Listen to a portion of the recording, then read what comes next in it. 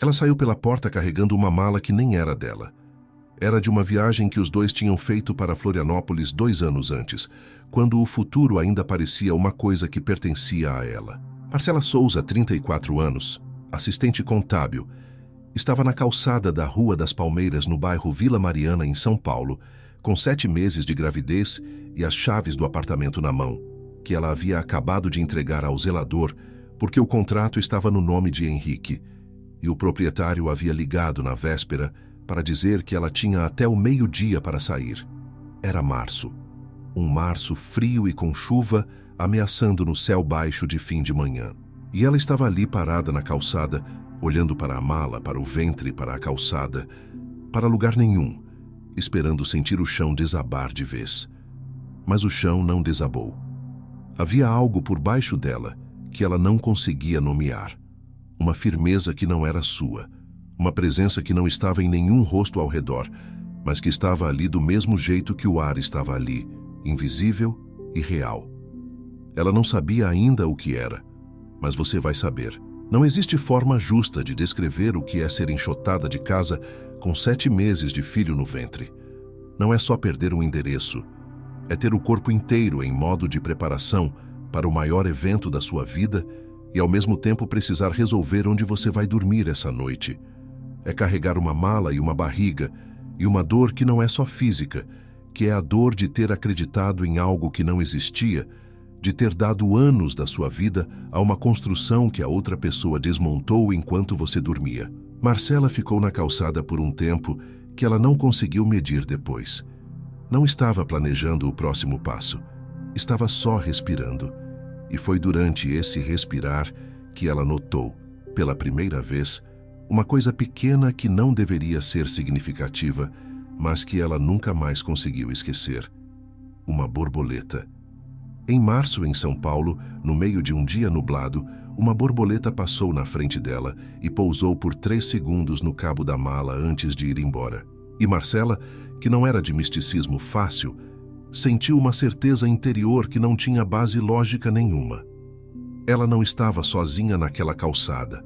Esta é uma história emocionante de fé que transforma, de proteção divina que não abandona mesmo quando todo o resto abandona, da intercessão de São Rafael Arcanjo na vida de uma mulher que chegou ao seu ponto mais baixo e encontrou lá uma mão estendida que não era de nenhum ser humano.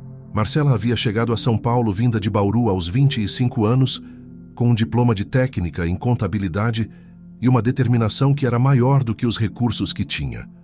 Alugou um quarto num apartamento compartilhado no Ipiranga. Encontrou trabalho em 2 meses num escritório de contabilidade na Avenida Paulista e passou os primeiros anos construindo com cuidado cada degrau.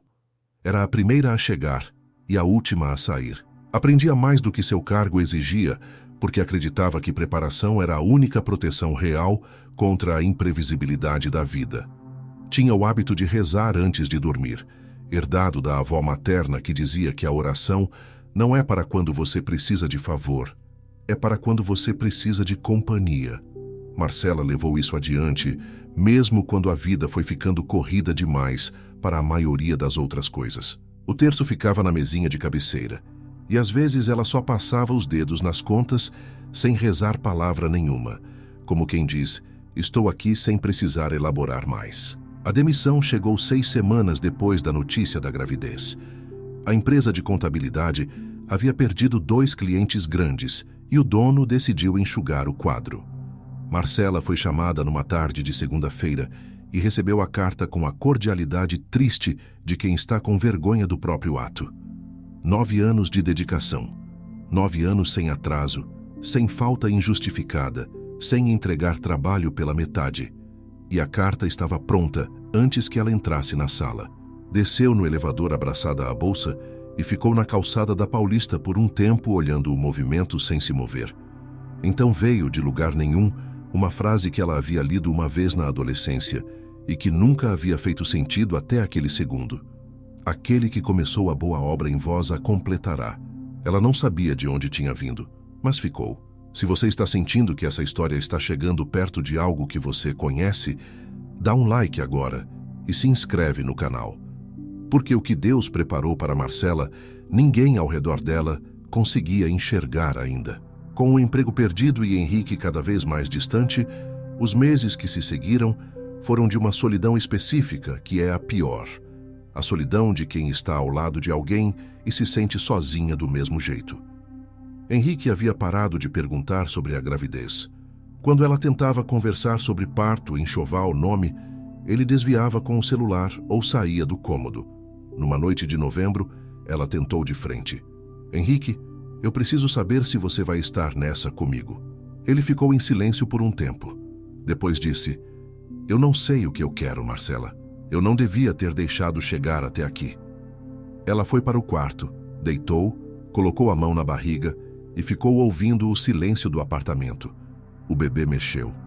Forte, preciso, como quem responde a uma pergunta que ainda não foi feita em voz alta. E ela chorou por um tempo. Depois parou. E sentiu, de novo, aquela presença que não tinha rosto. Aquela firmeza que não era dela, mas que estava ali, do lado de dentro de alguma coisa. Como se houvesse alguém sentado ao lado dela na cama, que não pesava nem falava, mas que impedia que o desespero completasse o trabalho. Ela dormiu.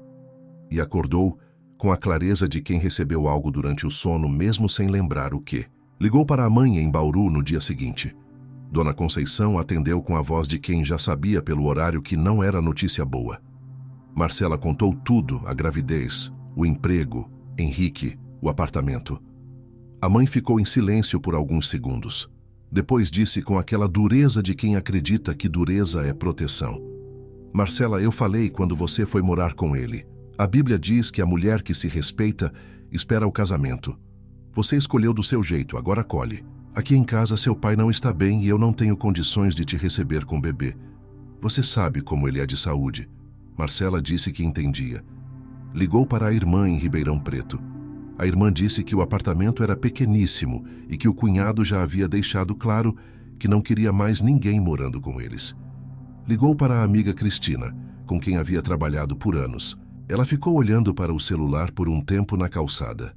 Fez uma busca que ela mesma não saberia explicar por que fez naquele momento específico, quartos para alugar Vila Mariana até R$400.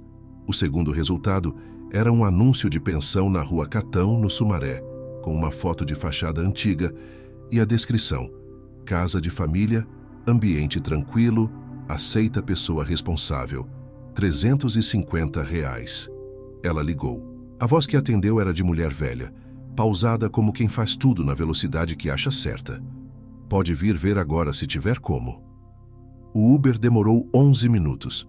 A casa na Rua Catão era um sobrado de tijolo aparente com uma era crescendo pela fachada e um portão de madeira verde desbotado com uma campainha de metal. No alto da porta de entrada, quase escondida pela moldura, havia uma imagem pequena em cerâmica que Marcela notou, mas não parou para examinar. Ela viu o cajado, o peixe, a túnica. Não conectou nada ainda, mas alguma coisa em algum lugar dentro dela reconheceu. Dona Benedita tinha 72 anos, um avental de chita azul e os olhos mais honestos que Marcela havia visto em muito tempo. Abriu o portão sem perguntar quem era, como se soubesse. Olhou para a barriga, depois para o rosto, depois para a mala. Fez um gesto para entrar.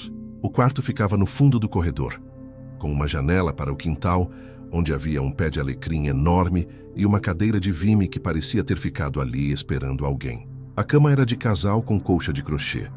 O guarda-roupa de madeira maciça tinha o cheiro de coisa que dura, e sobre a cômoda havia uma vela verde não acesa com a cera das últimas vezes endurecida ao redor como pétalas, e ao lado um terço de contas verdes enrolado numa imagem plastificada de São Rafael Arcanjo, com o peixe na mão e o cajado, e uma expressão de calma que Marcela ficou olhando por mais tempo do que ela esperava. Quem ficava nesse quarto era devoto? Ela perguntou. Dona Benedita disse, todos que passaram por aqui eram, ou chegaram sem ser e foram antes de ir embora. O outro morador da casa era seu Geraldo, 66 anos, aposentado dos Correios, que tinha o hábito de varrer a calçada todo dia às 7 da manhã, com uma vassoura de palha e de cumprimentar todo mundo que passava pelo nome, mesmo quem ele ainda não sabia o nome. Ele bateu na porta do quarto de Marcela na manhã do segundo dia com um pote de caldo de feijão, coberto com prato, e disse: Dona Benedita fez, mas não veio trazer porque ficou com vergonha de atrapalhar. Eu não tenho essa vergonha. Ficou parado na soleira com o pote na mão esperando ela aceitar. Ela aceitou. Enquanto ela comia, ele disse sem preâmbulo: Você está no quarto da Fernanda. Marcela levantou os olhos do pote. Uma moça que ficou aqui por quase 1 ano. Passou por coisa parecida com a sua. Dava para ver no jeito que ela carregava o corpo quando chegou. Ela tinha um problema sério com uma empresa onde trabalhou. Disseram que ela havia desviado dinheiro, colocaram o nome dela em processo, mas ela não havia feito nada. Ela sabia que não havia feito e tinha provas. Mas o advogado que ela contratou sumiu com o dinheiro dos honorários e o processo ficou parado. Ela ficou aqui tentando resolver até que ficou doente e foi para Goiânia, onde tem família. Deixou as coisas no armário. Marcela olhou para o guarda-roupa. Dona Benedita, numa tarde em que as duas descascavam laranja no quintal, contou mais. Fernanda era muito de fé. Tinha uma devoção grande a São Rafael Arcanjo. Dizia que havia rezado muito antes de encontrar esse quarto, que num momento de total desespero, havia pedido especificamente a São Rafael proteção e caminho, e que 2 dias depois encontrou meu anúncio. Ela acreditava que não foi coincidência.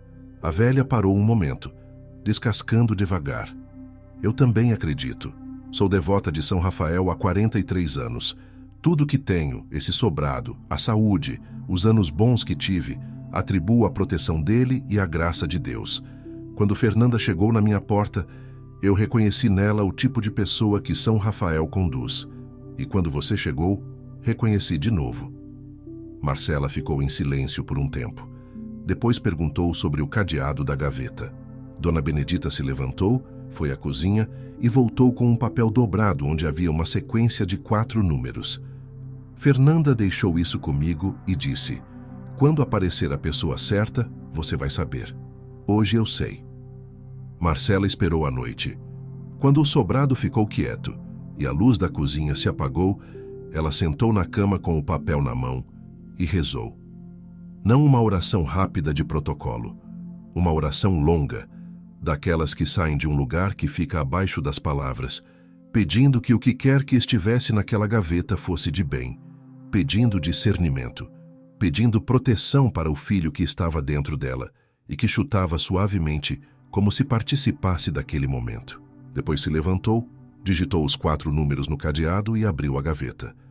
Dentro havia uma pasta de documentos, um caderno de capa preta com a letra F, escrita no canto com caneta prata, um pendrive preso com um elástico vermelho a um cartão onde Fernanda havia escrito à mão: Para quem Deus mandar depois de mim. O caderno de Fernanda era um documento de dor e de precisão ao mesmo tempo, o tipo de escrita de quem aprendeu que a única defesa de quem não tem recurso é a documentação impecável. Ela havia trabalhado por 7 anos numa empresa de médio porte no setor de importação no bairro da Muca. E havia sido acusada de desvio de verba num processo interno que ela sabia desde o início ser fabricado para encobrir irregularidades reais que vinham de cima. Havia documentado tudo: e-mails, transferências com valores incompatíveis, nomes de pessoas que sabiam da fraude real e que poderiam testemunhar se tivessem proteção para fazê-lo, e um conjunto de extratos bancários comparativos que mostravam que os valores supostamente desviados haviam entrado em contas que não eram dela. O advogado havia sumido após receber os honorários e o processo havia ficado parado num limbo que ela não tinha recursos para destravar sozinha. Na última página do caderno, com letra menor como se estivesse economizando espaço para uma última coisa importante: Eu não consigo mais continuar aqui, mas o que está nessa gaveta é suficiente para provar tudo. São Rafael me disse num sonho que quem viesse depois teria o que eu não tive, confia. Marcela leu o caderno inteiro numa sentada. Eram quase 2 da manhã quando terminou. Estava com dor nas costas e os pés inchados e os olhos ardendo de cansaço e de algo que era mais do que cansaço. Deitou de lado com o caderno no peito e o pendrive fechado na mão, ouvindo o silêncio do quarto quebrado só pelo som do vento no alecrim lá fora. E foi então que o quarto mudou. Não havia janela aberta, mas havia um calor que chegou nas palmas das mãos, com uma precisão de coisa que sabe exatamente onde precisa chegar. Subiu pelos braços, alcançou os ombros, e a dor que ela carregava ali fazia semanas. Foi embora, com aquela facilidade de coisa que estava esperando permissão para ir. Depois o quarto ficou diferente. Não mais escuro. Havia uma luz que não vinha de nenhuma fonte que ela pudesse identificar. Verde e dourada ao mesmo tempo. Suave como a luz que existe atrás das pálpebras fechadas quando o sol está forte, mas que estava no quarto mesmo com os olhos abertos. E Marcela não teve medo. Esse foi o sinal mais claro de tudo. Que ela, que havia aprendido a temer tantas coisas, não sentiu medo nenhum. A presença se definiu devagar, com a delicadeza de quem sabe que não precisa de pressa, porque a pessoa que está recebendo ainda está aprendendo a receber. Não houve forma dramática, não houve aparição espetacular. Houve um adensamento daquela luz num ponto ao lado da janela, e depois uma sensação que era de presença real, de alguém que estava ali da mesma forma que a cama estava ali e o cheiro de alecrim estava ali, percebida pelos sentidos, mas de um tipo que os sentidos comuns não têm nome para registrar. E a voz chegou de dentro do peito dela, daquele lugar onde as coisas são verdadeiras antes de serem pensadas, não pelos ouvidos. Mais fundo do que os ouvidos. Como o momento depois do amém, quando a oração ainda ressoa, e o silêncio que vem tem textura diferente dos outros silêncios. A voz disse, Marcela. E ela soube. São Rafael deixou que ela chorasse com a paciência de quem não tem pressa, porque está fora do tempo, da forma como os humanos entendem tempo. E enquanto ela chorava, o calor nas mãos continuou, constante e firme, como mão de pessoa que segura sem apertar. E o filho dentro dela parou de se mover e ficou completamente quieto. Aquela quietude específica de recém-chegado que reconhece algo familiar antes de ter palavras para nomear o que é. Você não chegou a este quarto por escolha sua, disse São Rafael. E cada sílaba chegava com o peso de coisa que havia sido verdade antes de ser dita. A graça de Deus não é a ausência de dificuldade. É a presença de direção dentro da dificuldade que só pode ser percebida quando a alma para de fugir e começa a escutar. São Rafael falou sobre Fernanda. Disse que ela havia sido conduzida ao mesmo quarto pelo mesmo caminho de perda e de dor, que havia cumprido sua parte com fidelidade até onde sua força chegou, que o que ela havia documentado e deixado era um ato de fé no que viria depois. O que ela não pôde terminar não foi desperdiçado. Então São Rafael falou sobre sua missão desde os tempos de Tobias, sobre ser o arcanjo da cura e da proteção dos que caminham em estradas que não escolheram, sobre como a graça de Deus que não abandona seus filhos no deserto havia estado presente em cada momento que Marcela havia achado estar sozinha, na calçada da Rua das Palmeiras, no elevador da Paulista com a carta de demissão na bolsa, na noite em que deitou com as mãos no ventre, depois que Henrique revelou quem era. Eu estava em cada uma dessas horas, disse São Rafael, não para te retirar da dificuldade, para curar dentro de você o que a dificuldade ia quebrando, para que quando chegasse a hora de agir, você agisse inteira. Disse então o que era a missão dela, com uma clareza que não deixou margem para dúvida. Usar o que estava no pendrive, usar o que ela sabia de números e de documentação, encontrar os aliados que viriam no momento certo como resposta a orações feitas e por fazer, e trazer à luz o que havia ficado na sombra.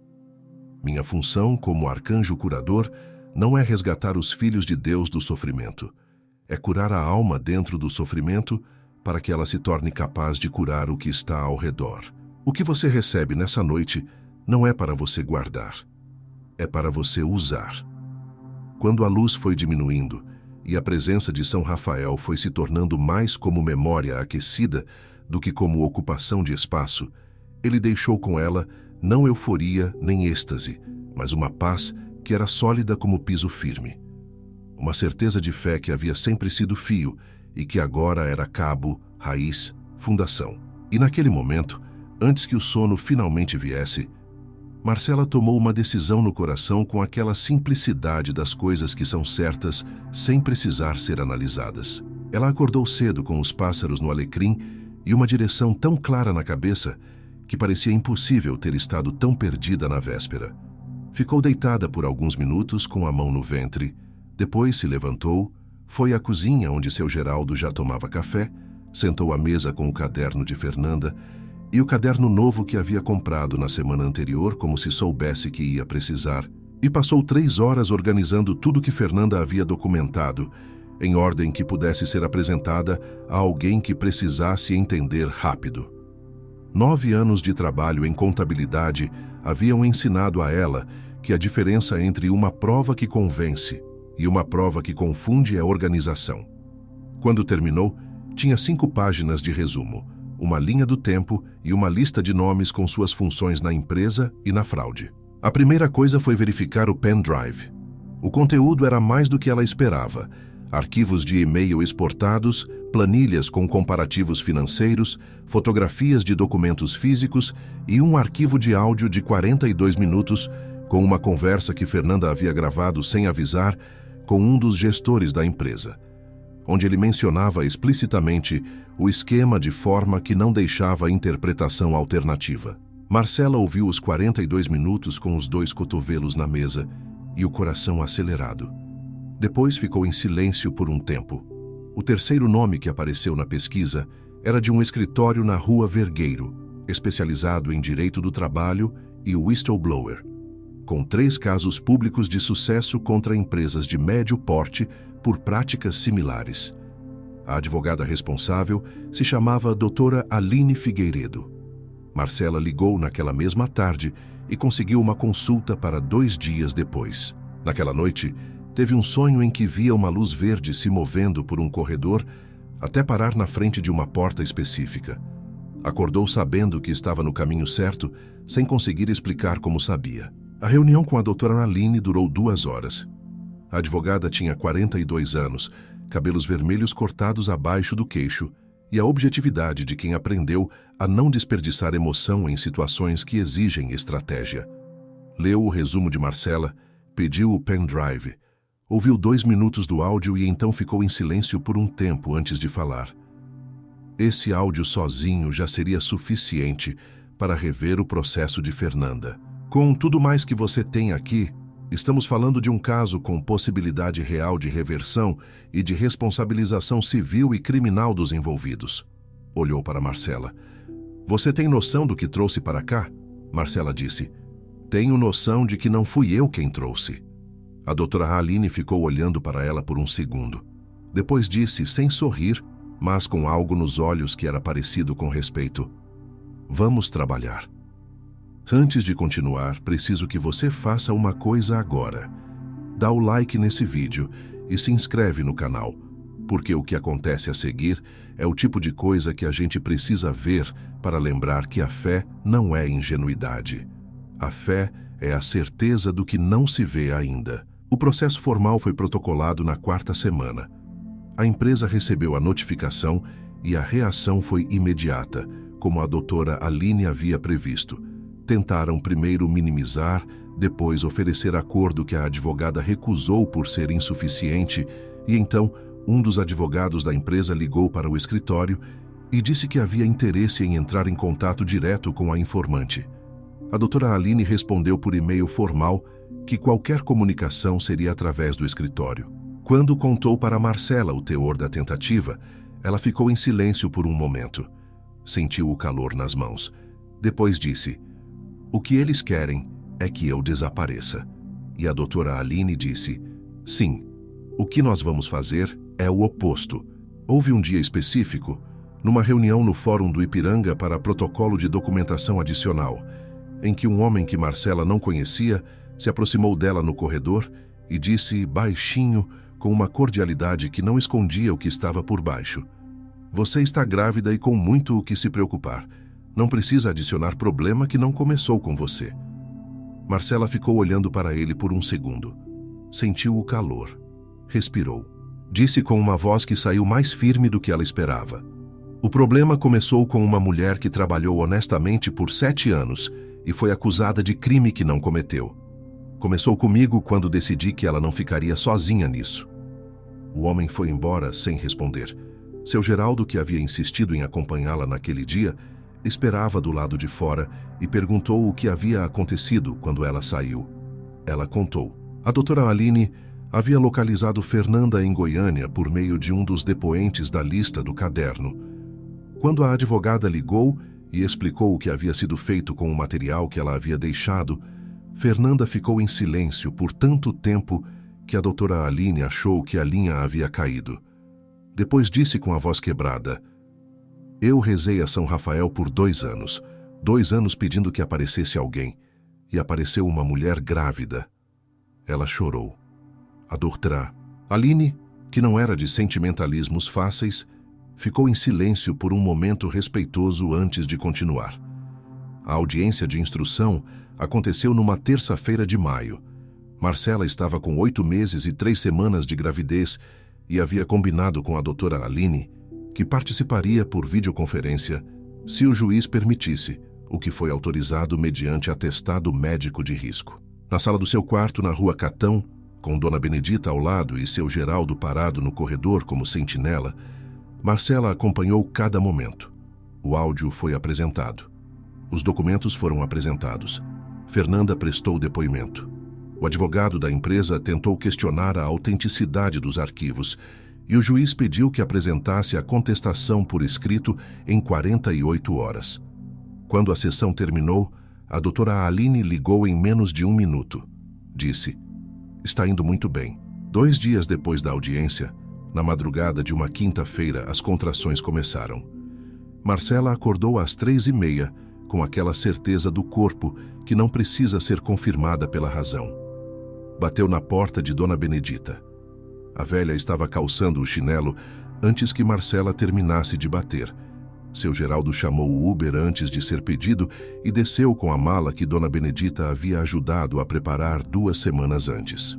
Na maternidade do Hospital das Clínicas de São Paulo, a equipe recebeu Marcela com a eficiência de quem faz aquilo todo dia. Mas havia uma técnica de enfermagem no turno, a irmã Piedade, que era irmã de uma congregação religiosa que trabalhava voluntariamente no hospital às quintas-feiras e que reconheceu em Marcela, nos primeiros 10 minutos, algo que a fez se posicionar mais perto do que o protocolo exigia. Quando as contrações foram ficando mais intensas e Marcela começou a rezar em voz baixa, a irmã Piedade rezou junto sem fazer cerimônia, como quem faz aquilo porque é natural e não porque está sendo observada. O parto durou 8 horas. Havia uma complicação com o cordão que exigiu atenção especializada, num momento que Marcela atravessou com as mãos cerradas e os olhos fechados, rezando com aquela oração que não precisa de palavra, porque já é só fé e entrega. O calor nas palmas das mãos veio forte naquele momento, mais forte do que qualquer vez anterior, e ela sentiu com uma certeza que era física e espiritual ao mesmo tempo que São Rafael estava naquela sala.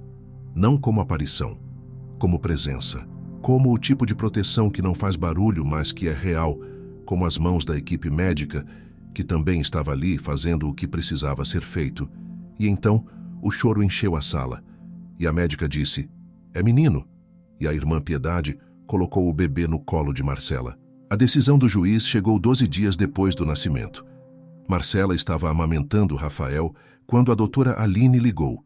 A sentença declarava a nulidade do processo interno que havia incriminado Fernanda, determinava a reintegração do nome dela nos registros da empresa com a qualificação correta, responsabilizava civilmente 2 dos gestores envolvidos na fabricação das provas e encaminhava o caso ao Ministério Público para avaliação criminal. A empresa seria obrigada a indenizar Fernanda por danos morais e materiais calculados sobre os 7 anos de carreira destruída. Havia também determinação de auditoria externa nas práticas da empresa para os 2 anos anteriores ao processo, o que a doutora Aline disse ser incomum e significativo. A reportagem, que saiu numa plataforma jurídica especializada alguns dias depois, descrevia o caso como exemplo de documentação reunida por ex-funcionária durante 2 anos em condições adversas, apresentada por informante anônima que resultou em reversão completa de acusação indevida. A informante anônima era Marcela.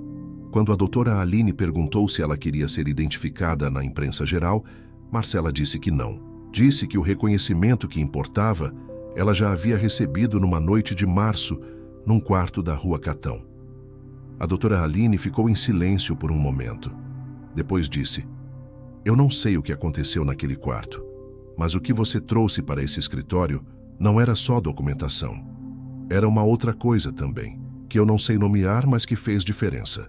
Nos meses seguintes, enquanto Rafael crescia e Marcela retomava a vida, com a lentidão digna das coisas que são construídas para durar, ela foi entendendo o que havia sido curado naquela noite de março.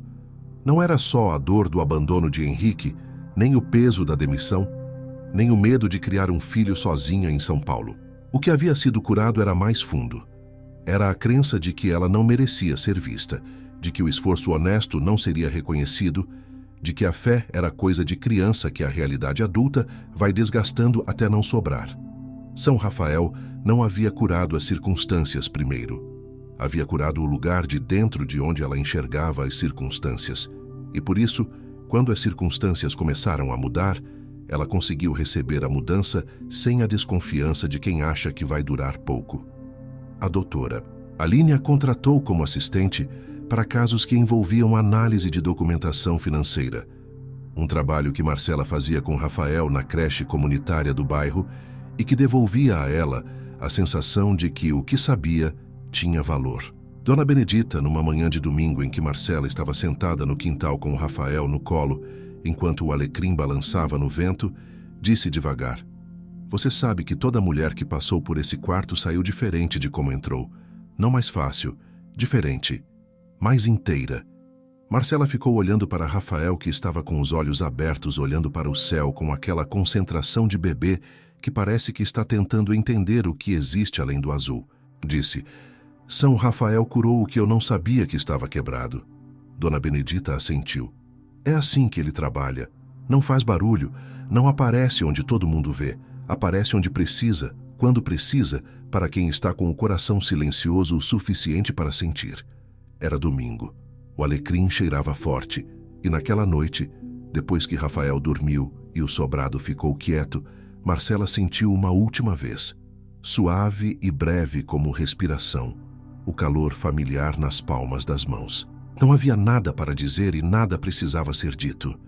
Era só São Rafael confirmando o que ela já sabia, que a cura que havia recebido naquela noite não era para guardar. Se você chegou até aqui, você sabe que essa história não terminou com Marcela.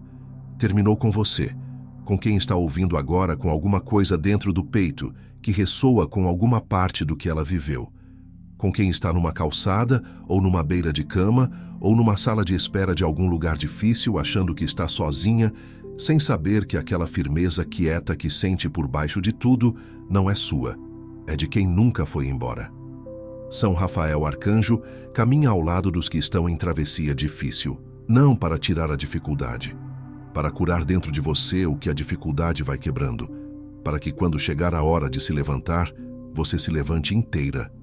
A fé que você acha que é pequena demais é mais do que suficiente.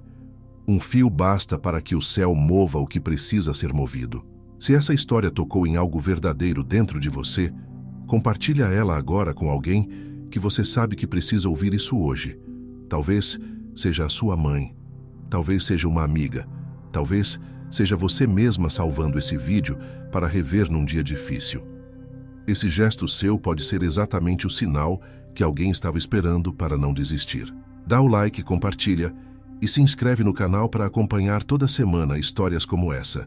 Histórias de mulheres que foram ao fundo e encontraram lá a mão de Deus esperando.